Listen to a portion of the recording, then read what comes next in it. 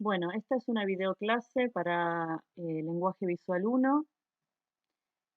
Soy la profesora Andrea Polito y vamos a abordar los contenidos, forma y formato en la imagen artística. Esta presentación en video es bastante extensa, por la cual, si bien es un solo video, está dividido en dos bloques, una primera parte y una segunda parte. Ustedes pueden elegir verlo todo completo, tiene una duración de aproximadamente 50 minutos, o dividirlo en dos bloques. Para esta primera parte, los contenidos van a estar basados en la bibliografía El lenguaje visual, capítulo 2 de María Caso, de Editorial Paidós. Bueno, en esta primera diapositiva vamos a ver desplegados de una manera sintética los contenidos del capítulo 2 de María Caso. Ella nos dice que dentro del lenguaje visual encontramos, por un lado, las herramientas de configuración de la imagen, que son la forma, el tamaño, el color, la luz y la iluminación y la textura, y por otro lado, las herramientas de organización de la imagen, que son la composición y la retórica visual. Las primeras son son los elementos del lenguaje que nos ayudan a construir las imágenes. Las segundas son las herramientas o recursos para organizar esos elementos dentro del campo visual. Bueno, volviendo a las primeras, nosotros nos vamos a enfocar en la forma, específicamente en esta presentación. A lo largo de toda la presentación, forma y formato serán los contenidos que vamos a abarcar. La forma, dice María Caso, es la determinación exterior de la materia. Otra definición, según Gusius Wong, que quizás es un teórico que ustedes ya hayan visto, dice que forma es todo lo que se puede ver, posee tamaño, color, textura, ocupa espacio, señala una posición e indica una dirección. Bueno, luego podríamos decir que toda forma creada, vamos a hablar de las formas creadas o artísticas, toda forma creada posee un soporte que puede ser o tridimensional, según estemos hablando de obras como por ejemplo pictóricas, fotográficas, gráficas, podríamos hablar de soportes bidimensionales, y si hablamos de escultura, arte objetual u otras, podríamos estar frente a un soporte tridimensional, por ejemplo. Luego, una clasificación bastante general, pero sobre la cual vamos a trabajar nosotros, es la clasificación de la forma en formas figurativas o abstractas. Siempre estamos hablando de formas creadas, no de formas naturales, formas figurativas o abstractas. Las figurativas son todas las que poseen un referente real, o sea que tienen un tema identificable, ¿sí? En ellas identificamos un tema. Pueden ser más o menos realistas. Si son muy realistas, bueno, es porque pretenden una imitación de lo real, digamos, bastante fiel. Pero también pueden ser poco realistas o no realistas, y son las que no pretenden imitar la realidad, sino presentar una transformación de esa realidad. Entonces pueden ser formas estilizadas, formas geometrizadas, formas fantásticas, pero siempre en ellas identificamos el tema o el referente real. En cambio, en las formas abstractas sucede lo contrario. No vamos a identificar un tema ni un referente real, porque estas formas no representan en el sentido de imitar la realidad. Sí pueden representar de manera simbólica, metafórica, etc., pero no en el sentido de imitación. Bueno, esta es la primera, digamos, clasificación. La segunda clasificación es en formas orgánicas o artificiales. Estas pueden ser tanto figurativas o abstractas. Las formas orgánicas serían aquellas que relacionamos con la naturaleza o con lo natural y suelen ser irregulares o curvilíneas. Las formas artificiales, contrariamente a las orgánicas, se relacionan con lo creado por el ser humano o por el ser humano, podríamos decir ahora, y son, en general, suelen ser regulares o geométricas o rectilíneas, ¿sí? Porque por lo general se basan en procesos más bien industriales o manufacturados. A continuación, lo que les voy a ofrecer son imágenes de obra donde vamos a ver los niveles de selección de la forma y los criterios de selección de la forma. Los niveles serían qué pasos de selección de la forma va dando el artista para elegir determinada forma para su obra y no otra, y los criterios es en base a qué va a hacer esa selección. Bueno, en el primer apartado, que es los niveles de selección de la forma, tenemos a la selección de la forma de la imagen como objeto, como totalidad, como obra, o formato le podríamos llamar también a este primer apartado. El segundo es la selección de la forma contenida en la imagen, la selección de la forma como contenido del producto visual o imagen. El tercero sería la selección de la forma del espacio que va a contener a la imagen que voy a crear. Puede ser el espacio expositivo o también puede ser un espacio que va a participar de la obra de una manera mucho más activa que un simple espacio de exposición. Bueno, en el primer apartado, la selección de la forma de la imagen como objeto o la selección del formato de la imagen, les presento dos ejemplos. En el primero, una artista argentina, Graciela Sacco, su obra se llama Bocanada y es una interferencia urbana. En este caso, la artista elige adrede el formato rectangular, apaisado y vertical para su obra, haciendo un paralelismo con la publicidad que se encuentra en lo urbano, tanto la publicidad como la propaganda política, ¿sí? Para incorporarse en ese espacio y producir, digamos, una interferencia. En el segundo caso, tenemos a una artista española, Rebeca Elisegui, que lo que hace es siluetear, ¿sí? O recortar por el contorno sus imágenes para dar un impacto de mayor realidad, ¿sí? Dando como más corporeidad a sus imágenes. En el primer caso tenemos un formato o una forma de la imagen regular, geométrica. En el segundo caso tenemos una forma de la imagen irregular, orgánica. Bueno, el segundo nivel de selección de la forma es el de la forma del contenido de la imagen, la forma que alberga el campo visual. En este caso elegí dos obras de la misma artista de distintos periodos.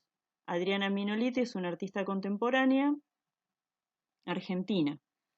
En la primera obra, Plantas desde el marco, que es del 2007, vemos un soporte tridimensional y ella se vale de la forma orgánica. En este caso, la forma del contenido es la misma que la forma de la imagen, ¿sí? Porque es una obra tridimensional. Forma y formato son lo mismo en este caso casi, ¿sí? Entonces, vemos una especie de silueteado como hacía Rebeca Elisegui en la diapositiva anterior, si se quiere. Nada más que en este caso estamos en un soporte tridimensional. Bueno, Adriana Minoliti elige en este caso, para estas obras de este periodo, formas, dijimos, orgánicas, relacionadas con el espacio de la selva, que ella le interesa por la frondosidad y la forma en que crece la vegetación en la selva. Esto lo relaciona con el erotismo y le permite expresar como un desafío, ¿sí? Cuestionar, digamos, las leyes fijas y los significados inconscientes, dice ella. ¿Sí? En el segundo caso es una pintura del 2018 que se llama Casa de Muñecas Cumbia. Como es una pintura, estamos en una obra de soporte bidimensional. Y esta serie de obras se basan en presentar interiores, espacios interiores, por eso vemos ahí como una especie de habitación marcada por la perspectiva, que se relacionan con estas casas de muñecas, ¿no es cierto? Son interiores un poco extraños y lo que ella hace es construir esta forma del contenido, construir cuerpos de cyborgs, ¿sí? O personas con formas geométricas, ¿sí? Elige la forma geométrica. De esta manera, esta selección de la forma que ella hace le permite expresar otro cuestionamiento, que es el cuestionamiento a la lógica binaria y a las jerarquías sociales o a los mandatos sociales en general, ¿no? Las normas de cómo deben ser los cuerpos. Ella dice que estos son como una especie de cyborgs geométricos. Dice Adriana Minoliti, cuando era adolescente hacía fotonovelas con personajes geométricos, una especie de crítica a los temas represivos y conservadores, ¿no? En relación a cómo deben ser los cuerpos y los mandatos que hay, ¿no? Sobre estas corporalidades. Y por último, dentro de los niveles de la selección de la forma, está la selección de la forma del espacio que alberga a la imagen, ¿sí? ¿Qué espacio, qué forma va a tener el espacio donde se va a incorporar esa imagen o esa obra? En este caso elegí dos obras de artistas argentinos. La primera vuelve a ser Graciela Sacco, que ya vimos otra obra anteriormente, y en este caso esta obra es una intervención urbana que hizo en la Bienal de Venecia, donde ella ubica con serigrafía autoadhesiva diferentes miradas en diferentes espacios urbanos de Venecia. Bueno, esto sería, digamos, la selección de la forma del espacio como un espacio significativo que va a activar la obra de una manera particular. En este caso, estos ojos se suman al espacio y el espacio también pasa a ser parte de la obra. Y la intención es que, bueno, es que estas miradas, estos ojos interpelen a los transeúntes, por eso se llama Entre Nosotros, y los que vayan transitando por allí podrán pensar, ¿no? En ese contexto, ¿a qué refieren estos ojos? Si son miradas que interpelan, que cuestionan, si son miradas demandantes, si son miradas inquisidoras. Bueno, y en el segundo ejemplo, elegí una obra de Adrián Villarrojas que se llama Mi familia muerta y que se trata de una escultura de tamaño natural, a escala natural, de lo que es una ballena, y ha ubicado esta escultura en un espacio natural, un bosque. Bueno, en este caso lo mismo, el artista elige este espacio porque tiene un significado para su obra, ¿sí? En este caso esta ballena aparece allí, se nos aparece allí como descontextualizada y también nos interpela acerca de quizás de qué estamos haciendo, ¿no? con nuestra naturaleza y qué vínculo tenemos con la naturaleza también, ¿no? Bueno, en todas las obras que venimos viendo, siempre los artistas traté de elegir obras en las que los artistas hagan alusión al cuerpo, que es el eje de nuestra cursada, la representación del cuerpo. Bueno, luego María Caso habla de los criterios de selección de la forma. Los criterios van a tener que ver con el por qué elijo una determinada forma y no otra. Vimos antes que, bueno, los artistas elegían estas formas también bajo criterios que tenían que ver con el significado, la intención, la construcción de sentido que querían hacer con su obra, ¿sí? Pero también hay otros criterios de selección de la forma que vienen como más impuestos, ¿sí? Como por ejemplo el primero, que es la adaptación al soporte. A veces el artista va a recibir un soporte impuesto, ¿no? Si se quiere, para desarrollar su imagen. Por ejemplo, no sé, un artista urbano o un artista al que se le pide una determinada obra para un determinado espacio en particular. Entonces el espacio va a condicionar la selección de la forma. En un segundo criterio es el sentido de lectura y tiene que ver con cómo va a ser leída la obra. Si el artista quiere que sea leída de izquierda a derecha, de derecha a izquierda, de arriba a abajo o de abajo a arriba. Nosotros en Occidente tenemos un sentido de lectura de izquierda a derecha, ¿no es cierto? Contrario a Oriente, que tiene un sentido de lectura, ¿sí? Vertical, de arriba a abajo. Y por último, el último criterio es el contenido simbólico, ¿sí? Que expresan simbólicamente esas formas eh, para esa obra. Bueno, el primer criterio es la adaptación de la forma al soporte. En este caso yo elegí al colectivo de arte urbano Mental Gazi de Berlín, Alemania, cuyas propuestas artísticas son totalmente urbanas y bueno, y a través de sus técnicas interactúan con los objetos de la calle. Siempre con la intención de sacar una sonrisa al que pasa, ¿no? En general, esa es su intención. Una de las técnicas que usan es el wet paste, que significa pegar carteles modificando el espacio urbano, pero ellos pegan los carteles sobre distintos objetos y lo que logran es muchas veces cuando utilizan la figura humana humanizar estos objetos, ¿sí? Este es el caso de las dos primeras obras, donde a través de esta técnica del pegado de imagen humanizan los objetos, ¿no? En el primero aparecen estas cabezas, que sería como la misma persona con distintas expresiones. En la segunda, ¿no? Es un hombre con mochila, en realidad es un poste con un tacho de basura. Y en la tercera es una especie de tráiler que, bueno, a través de adherirle esta imagen se convierte en una cámara de fotos. Y si ustedes pueden ver, también están los rollos, ¿no? Que son como unos tachos que había ahí, fueron convertidos como los rollos fotográficos analógicos y también han puesto sobre la vía pública, ¿no? Una serie de imágenes pegadas en el piso que podrían ser las fotografías tomadas, ¿no? Pero a gran tamaño, ¿no? Por esa cámara. Bueno, el segundo es el criterio de sentido de lectura. Aquí el artista lo que hace, más que elegir la forma, es elegir la manera en que va a organizar las formas que ya seleccionó para componer la imagen. En el primer caso vemos, todas son obras del artista francés urbano Le Valette, ¿sí? Eso me había olvidado de decir. En el primer caso vemos una imagen donde la composición nos induce de alguna manera a leer de arriba hacia abajo, ¿sí?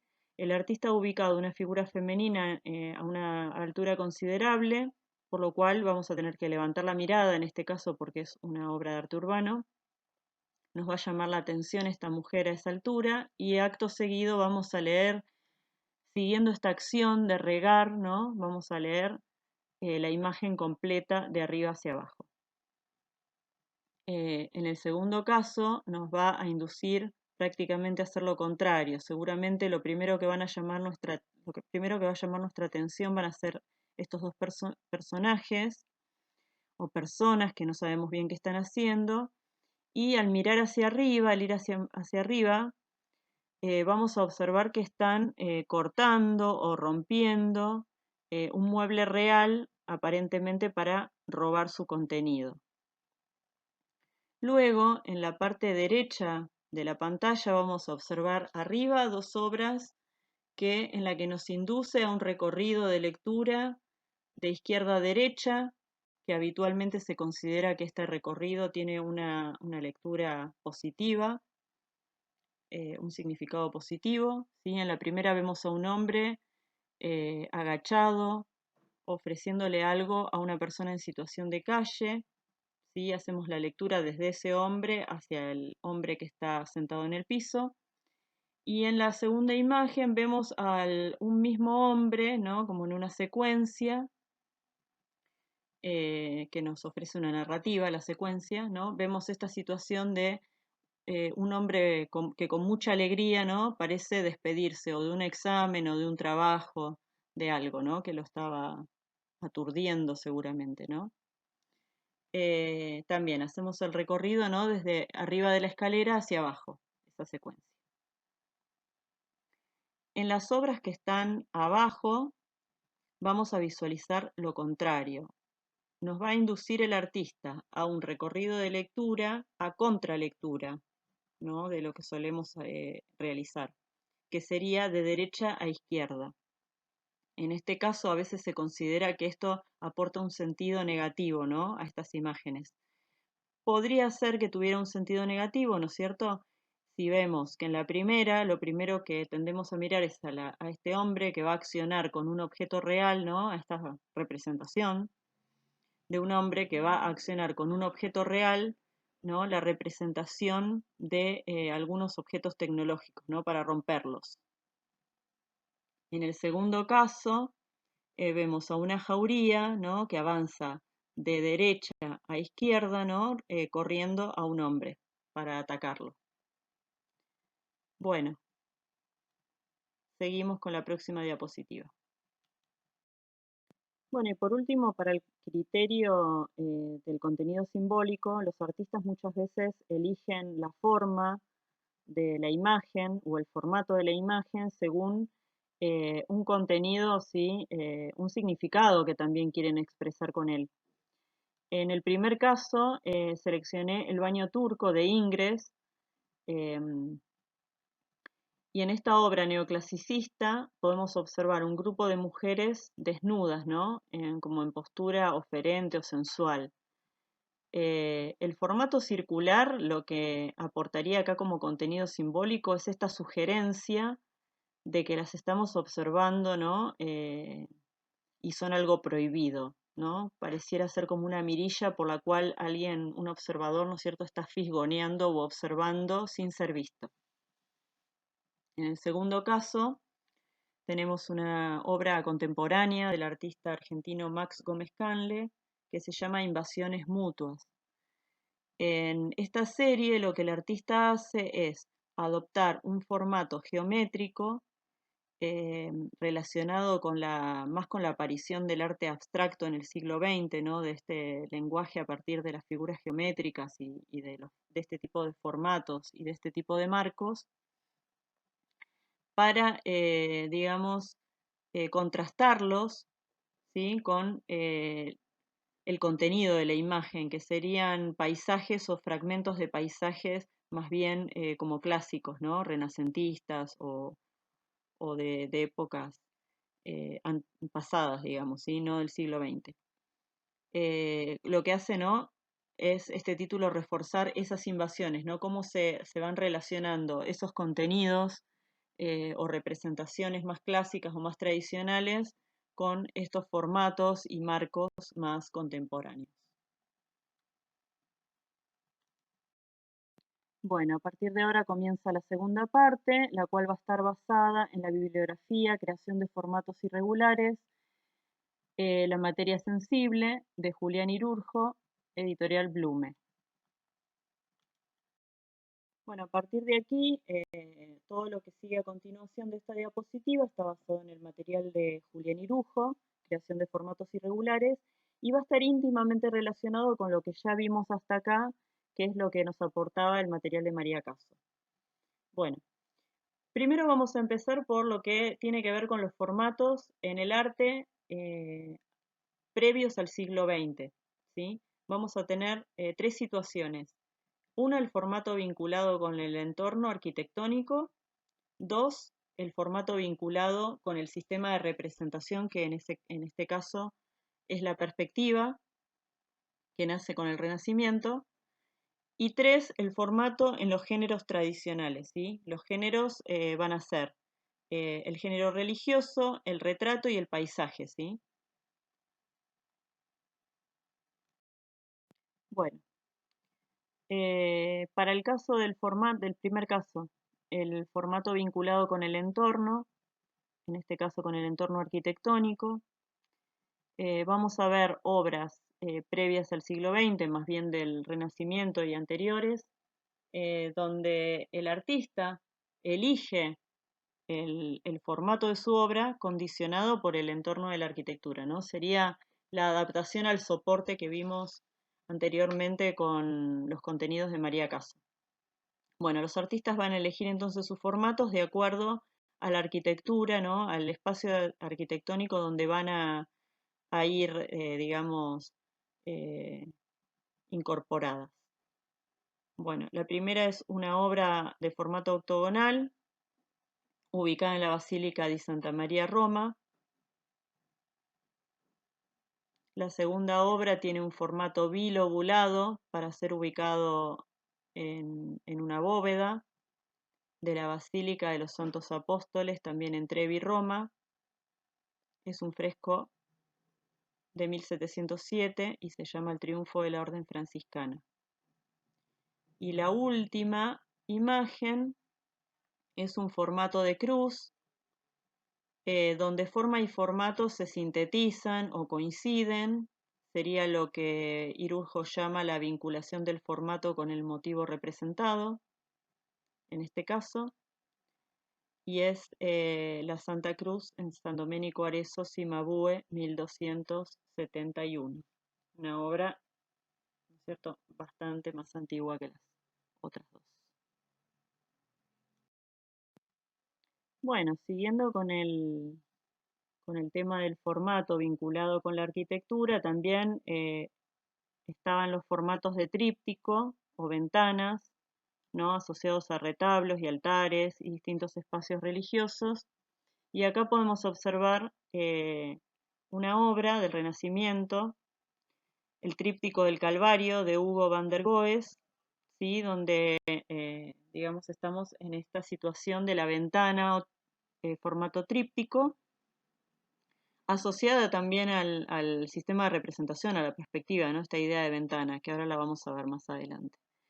Y a la derecha podemos observar una resignificación de este formato tríptico, ¿no?, en una obra contemporánea del siglo XX, donde Flavia Darrín, una artista argentina, resignifica, ¿no?, o reactualiza este formato para el tema de su obra, ¿no? En este caso hay toda una serie de ella, de pinturas, que se llama El misterio del niño muerto, donde trabaja con fotografías y pinturas, y donde utiliza nuevamente este formato del tríptico, que es muy antiguo, otorgándole nuevos significados, ¿no?, reactualizándolo.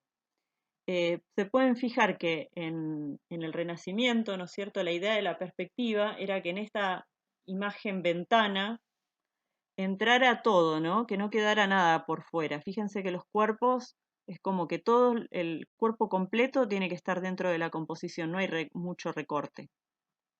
En cambio, lo que hace Flavia Darrín es justamente jugar con algo que recién aparece después de la fotografía, que es este recorte o este encuadre que permite que haya elementos dentro y al borde entre el adentro y el afuera de la composición también, ¿no? Y hace recortes medios extraños, como por ejemplo, a ver si me deja usar el puntero, como por ejemplo acá podemos observar, ¿no es cierto?, la cabeza de este personaje, ¿no?, representado de esta mujer, que queda por fuera de la imagen, ¿no? Un lugar donde no se nos ocurriría a nosotros cortar, por ejemplo, en dibujo una figura humana. Bueno, sin embargo, ella hace estos recortes, ¿no es cierto?, mostrando esta contemporaneidad de la imagen que tiene más que ver con lo fotográfico. Bueno, otro caso es el formato vinculado al sistema de representación, que ya lo vimos en la diapositiva anterior, ¿no? Este uso de la ventana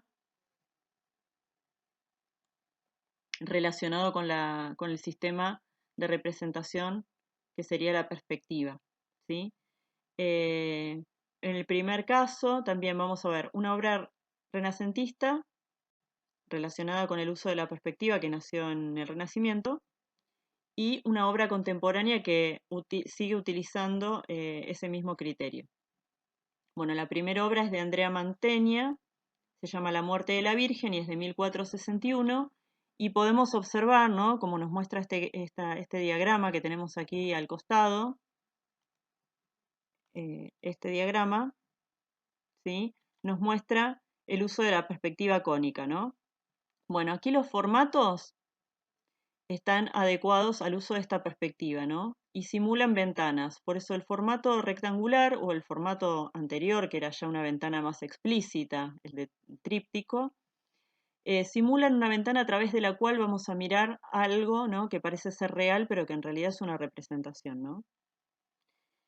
Bueno, y yendo ya a la obra contemporánea de Antonio Berni, Cristo en el departamento, vemos que él sigue haciendo uso, ¿no?, de esta insinuación como de ventana a través de la cual vamos a mirar un espacio que se desarrolla, ¿no?, a través de la representación dada por la perspectiva.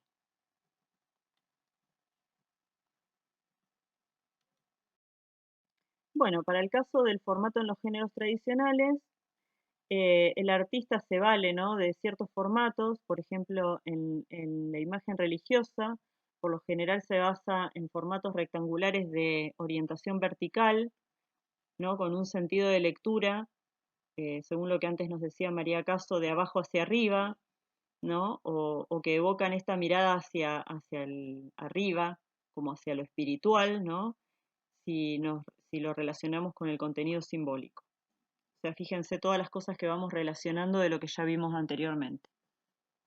En el segundo caso, el retrato, el artista se valía o del formato rectangular vertical, ¿no?, para mostrar solamente, en lo tradicional generalmente se mostraba solo el busto, ¿no?, o rostro nada más de la persona retratada, o se elegía también el formato ovalado, ¿no?, que tenía un criterio de contenido simbólico porque aludía a los espejos.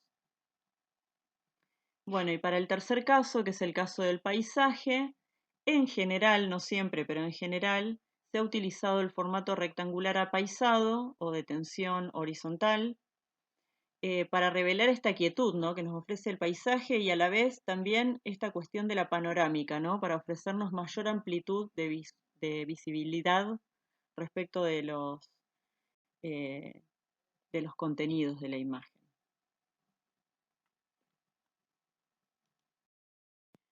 Bueno, y lo último que vamos a ver es el formato en el arte de los siglos XX y XXI, o sea, en lo contemporáneo, y su proyección como elemento expresivo, ¿no? ¿Qué pasa con el formato en la obra de los artistas de estos siglos, ¿no?, y viniendo a la actualidad? Y vamos a ver cómo el formato se expande hacia otras posibilidades, ¿no? Y vamos a encontrar otras relaciones entre la forma y el formato. Por ejemplo, en el primer caso, la relación de coincidencia absoluta entre forma y formato, o de fusión, podríamos llamarle también. En el segundo caso, la relación por rima, donde forma y formato van a rimar o parecerse. El tercero, una relación por contraste, donde forma y formato, por lo tanto, se van a oponer. En el cuarto, vamos a ver el soporte o el formato, ¿no?, condicionado o impuesto por los objetos que elige el artista, ¿no? En la quinta vamos a ver la puesta en escena, por lo tanto vamos a volver a asistir al espacio que alberga a la imagen, ¿no?, y qué forma tiene y qué relación tiene con los significados de la imagen. Bueno, para la primera relación, que es la de coincidencia, forma y formato, tenemos a la izquierda, la primera obra es la que menciona el texto de Irujo para esta relación, que se llama La representación, y es de 1937 del artista René Magritte, ¿no?, donde vemos esta coincidencia forma y formato, que ya la veíamos con María Caso, ¿no?, en otras diapositivas, y es cuando la forma es lo mismo que el formato, si no las podemos diferenciar. Forma y formato son lo mismo, coinciden o están totalmente fusionadas, de manera tal que no podemos separarlas. En la representación de Magritte vemos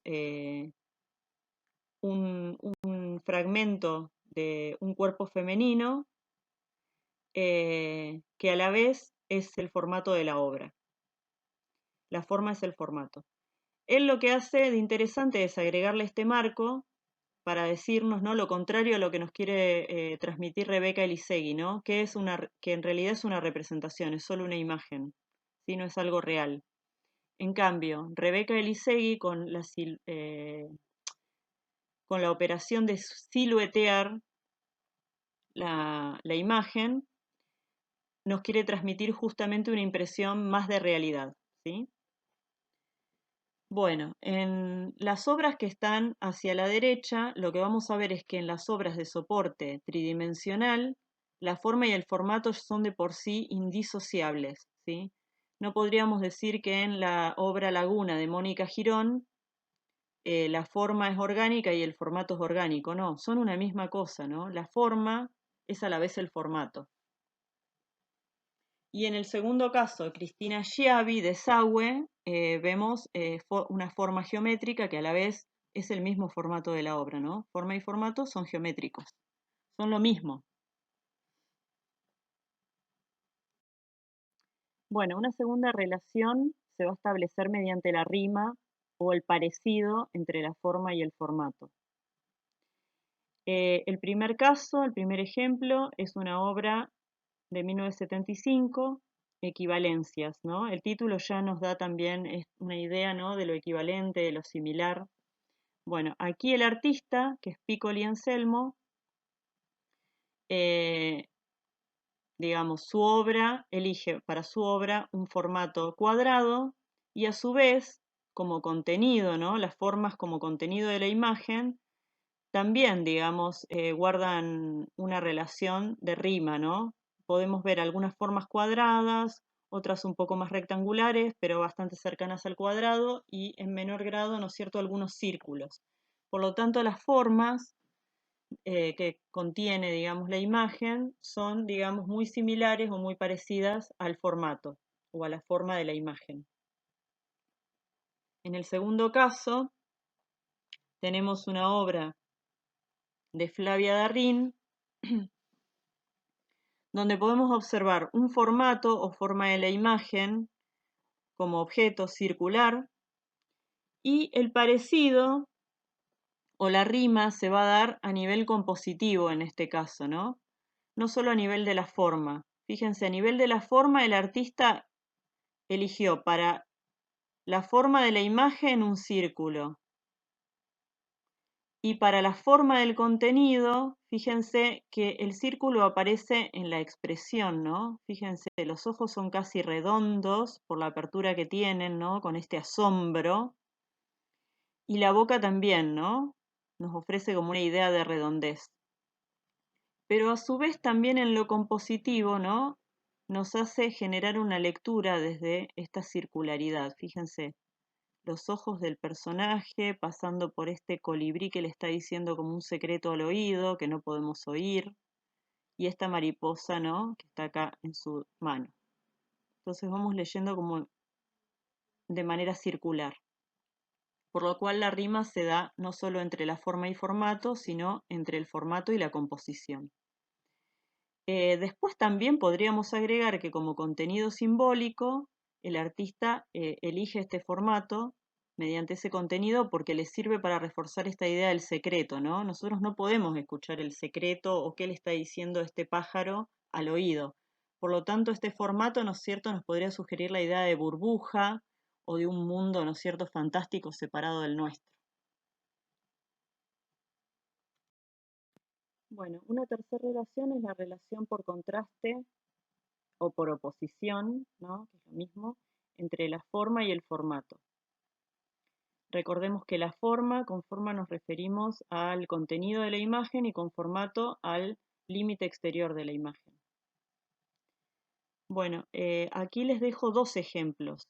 Uno es una obra de Jorge Gumier-Mayer, en donde el artista lo que hace es contrastar u oponer un formato asociado a la arquitectura, una arquitectura antigua, podríamos decir, ¿no?, a cierto tipo de molduras de lo arquitectónico, ¿no?, que no son, que no son contemporáneas y que son orgánicas, ¿no?, podríamos decir, por estas curvas eh, que ofrece, ¿no?, estas curvas, este formato, ¿no?, es orgánico y es curvilíneo, ¿no?, si lo tenemos en cuenta como totalidad de la imagen, no solo el marco.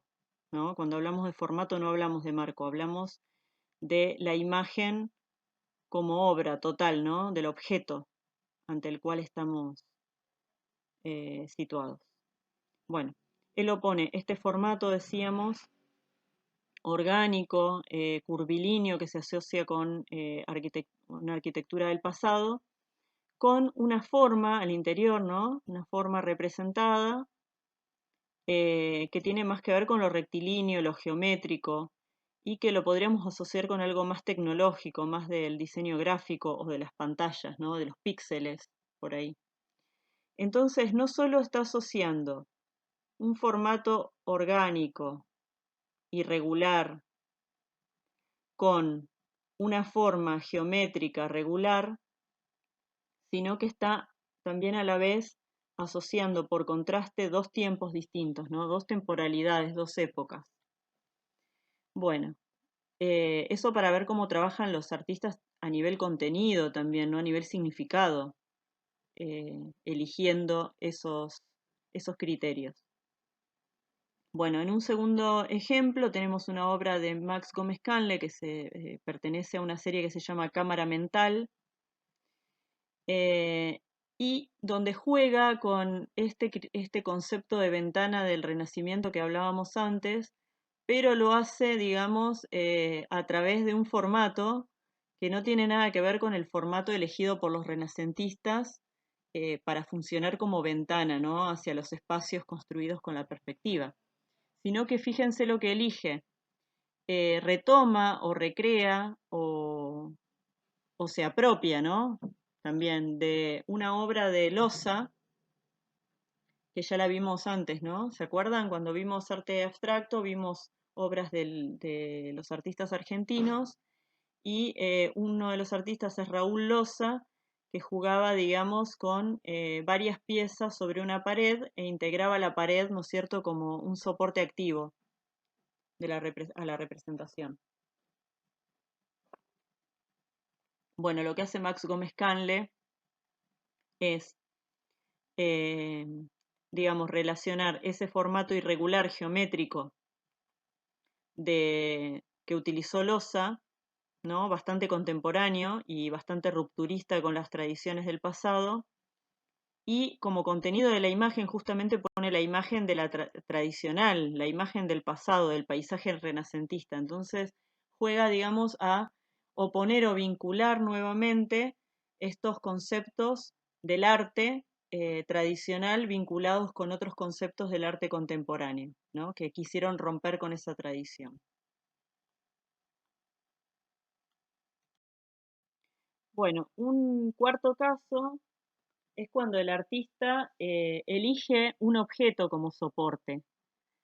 Ya no toma, digamos, un soporte tradicional de la pintura, ¿sí? Como un lienzo o una tabla, ¿sí? Sino que se vale de un objeto real para, digamos, para representar, ¿sí? Para realizar su representación.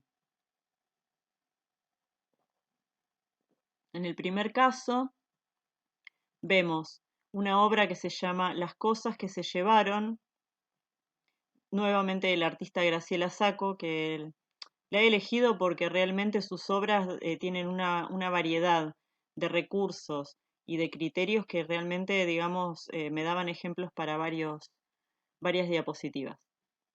Bueno, en este caso ella elige la valija como soporte, o sea que ya ahí viene un formato o un soporte, digamos, impuesto, ¿no? Más que impuesto lo elige ella en este caso, pero bueno, pero tiene que adaptar, digamos, la forma a ese soporte de todas maneras, como decía María Caso. Bueno, en este caso vemos, ¿no? Ella trabajó con heliografía, que es una técnica de impresión, ¿no? Imprime estas fotos de manos entrecruzadas, ¿no? En estas valijas. Ella en este caso, en esta obra, está aludiendo a los inmigrantes, ¿no? A las personas que tuvieron que exiliarse a distintos lugares, ¿no? En épocas de guerra y en distintas épocas. Entonces, fíjense, ¿no? Cómo relaciona las formas con el formato, ¿sí? estas formas que son las manos, ¿no? Adquieren un tamaño o una dimensión que no es la real, para, digamos, ser representados sobre estas valijas, que bueno, que son a tamaño real, son los objetos reales, y producir un impacto en el espectador, ¿no? Esas manos que son la superficie, estas valijas, son el contenido. ¿Estas valijas son las mismas personas que tuvieron que emigrar? ¿Son su propio equipaje? No sé, hay muchas preguntas que nos puede hacer esta obra. Y lógicamente esas preguntas nos las hace a través de estas elecciones que el artista hace, ¿no es cierto? Con una intención. Bueno, y a la derecha tenemos A la Puerta Bonita, una obra de Benito Laren, ¿no? En la que él se vale de la puerta de un vehículo, una puerta real de un auto, ¿no? Y allí, sobre la ventanilla, realiza su representación pictórica. En este caso, el que vemos es a John Lennon, ¿no? En una actitud como de saludo.